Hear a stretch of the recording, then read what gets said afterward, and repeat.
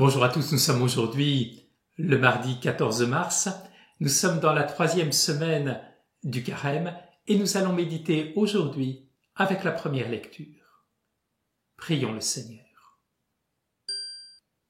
Dans le désert, j'entends ta parole. Dans le désert, loin de la rumeur, le souvenir de ta loi me console. Ô Dieu caché, envoie ton Esprit Saint, car tu veux parler à mon cœur. La première lecture se trouve dans le livre de Daniel, et nous sommes au chapitre 3. Écoutons cette parole.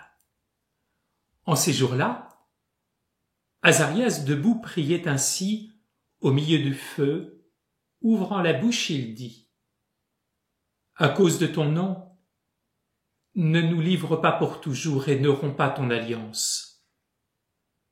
Ne nous retire pas ta miséricorde à cause d'Abraham, ton ami, d'Isaac, ton serviteur, et d'Israël que tu as consacré. Tu as dit que tu rendrais leur descendance aussi nombreuse que les astres du ciel, que le sable au rivage des mers. Or nous voici, ô Maître, le moins nombreux de tous les peuples. Humiliés aujourd'hui sur toute la terre à cause de nos péchés. Il n'est plus en ce temps ni prince, ni chef, ni prophète, plus d'holocauste, ni de sacrifice, plus d'oblation, ni d'offrande, d'encens, plus de lieu où t'offrir nos prémices pour obtenir ta miséricorde. Mais avec nos cœurs brisés, nos esprits humiliés, reçois-nous comme un holocauste de bélier, de taureaux, d'agneaux gras par milliers. Que notre sacrifice en ce jour trouve grâce devant toi, car il n'est pas de honte pour qui espère en toi. Et maintenant, de tout cœur, nous te suivrons, nous te craignons, et nous cherchons ta face. Ne nous laisse pas dans la honte.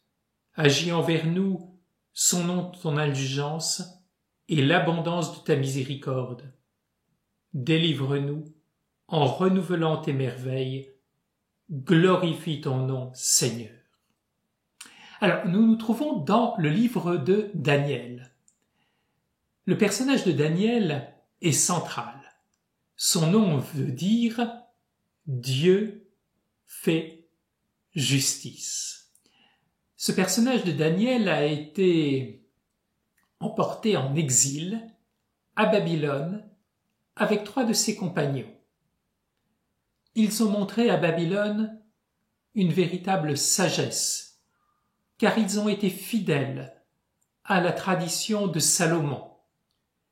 Ils ont été également fidèles à la loi de Moïse, et ils ont été accueillis auprès du roi.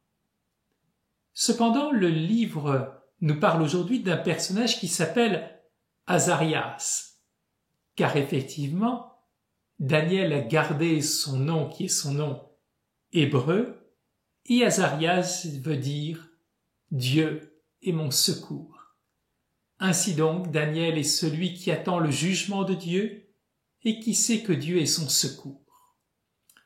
Or, Daniel a refusé d'adorer la grande statue d'or. Il est en cela fidèle à la figure de Moïse, et nous savons qu'il a été mis dans la fournaise de feu. Ainsi donc, il attend le jugement de Dieu, et il a montré jusqu'à présent une très grande confiance. Après la confiance vient maintenant le temps de la prière, car effectivement, dans les épreuves, nous devons tout d'abord poser un acte de confiance vis-à-vis du Seigneur, et ensuite nous tourner vers lui dans la prière. Dans sa prière, que dit-il ? Il rappelle tout d'abord l'époque des patriarches, Abraham, Isaac et Jacob, à qui Dieu a promis une multitude. Abraham, Isaac et Israël, Jacob, ont vécu d'une théologie et d'une spiritualité qui s'appelle la théologie de l'alliance. c'est-à-dire que Dieu a fait alliance avec ces hommes. Dieu les a choisis. Ils sont élus. Et même s'ils n'ont pas toujours eu des vies qui ont été des vies très édifiantes, il faut bien le reconnaître, Dieu a donné une promesse.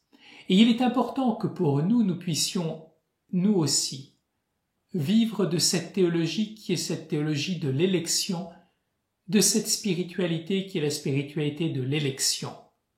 Nous n'avons pas toujours été fidèles, c'est vrai, mais Dieu, lui, est fidèle. Dieu nous a choisis. Il nous a dit le jour de notre baptême, « Tu es mon fils bien-aimé, en toi j'ai mis toute ma confiance. » Et Dieu ne reprend jamais ses dons. Et même si nous nous sommes éloignés très loin de Dieu, nous devons toujours nous rappeler cette théologie qui est cette théologie de l'élection. Dieu nous a choisis et nous sommes son fils et sa fille bien-aimée. Jamais nous ne sommes trop loin de lui. Puis ayant dit cela, il nous invite à une deuxième démarche. C'est la reconnaissance de nos péchés. Il faut être en pleine lumière. Nous voyons que parfois nous nous trouvons dans des situations délicates, parfois même dans des vallées de larmes, et que si nous ne sommes peut-être pas entièrement responsables de cela, nous portons cependant une grande responsabilité, et que si nous en sommes là, c'est bien souvent parce que nous n'avons pas fait confiance au Seigneur, et d'autres fois, il faut bien le reconnaître, parce que nous avons gravement péché. Alors il ne s'agit pas de se diminuer, il ne s'agit pas de s'anéantir, il s'agit de vivre profondément dans la vérité et dans la miséricorde de Dieu. Et puis dans un deuxième temps, nous comprenons bien que Azarias, Daniel, regarde toute l'histoire d'Israël.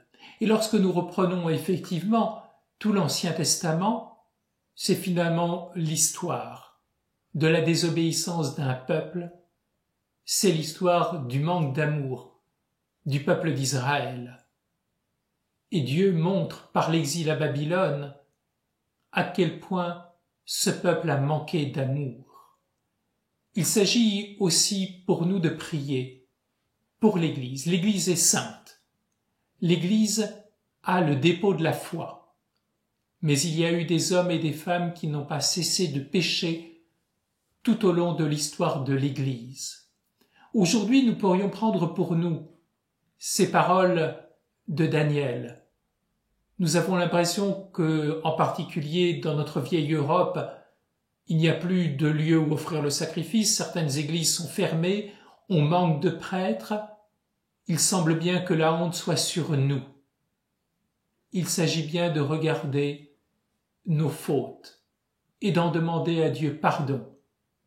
Nous n'avons pas pris au sérieux suffisamment l'appel à la nouvelle évangélisation. Nous n'avons pas pris suffisamment au sérieux notre baptême. France, qu'as-tu fait de ton baptême, nous disait le pape Jean-Paul II. Oui, nous avons péché, oui, nous avons été loin. Beaucoup de chrétiens ont mal compris la démarche qui est la démarche des différents papes qui ont parfois demandé pardon et fait un acte de repentance. Cependant, cet acte trouve profondément ses racines dans cette prière de Daniel. Nous ne pourrons retrouver un dynamisme de l'esprit, que si nous vivons nous-mêmes profondément en vérité. Oui, Seigneur, je n'ai pas été véritablement un chrétien. Seigneur, je n'ai pas vécu une véritable vie spirituelle. Seigneur, je n'ai pas pris suffisamment au sérieux la grâce donnée par les sacrements, le sacrement de l'Eucharistie, le sacrement du pardon dont je n'ai pas suffisamment vécu. Je n'ai pas été suffisamment dans la prière et c'est pour cela que j'en suis là, maintenant spirituellement, et que je suis peut-être dans une vallée de larmes. Et puis reconnaissons que les membres de l'Église ont bien souvent failli, que ce soit les clercs ou les laïcs, et c'est pour cela que notre Église en Europe est une Église qui semble, selon les termes de Daniel, dans la honte. Alors, soyons en vérité, mais en même temps, cette démarche, elle est une démarche pleine de confiance. Daniel est plein de joie et de confiance lorsqu'il dit cela et qu'il se trouve dans la fournaise. Nous aussi, nous sommes dans la fournaise, c'est-à-dire dans le jugement de Dieu, et lorsque nous sommes pleinement dans la vérité, que nous reconnaissons nos fautes et celles de nos frères et sœurs, nous accueillons la miséricorde de Dieu et par conséquent, nous accueillons le mystère pascal, la résurrection et une véritable croissance spirituelle. Puissions-nous aujourd'hui avoir la prière de Daniel, puissions-nous être en pleine vérité, non pas pour nous anéantir, mais au contraire, pour recevoir la miséricorde de Dieu et, selon les termes de Daniel, délivre-nous en renouvelant les merveilles, glorifie ton nom Seigneur. Bonne journée à tous.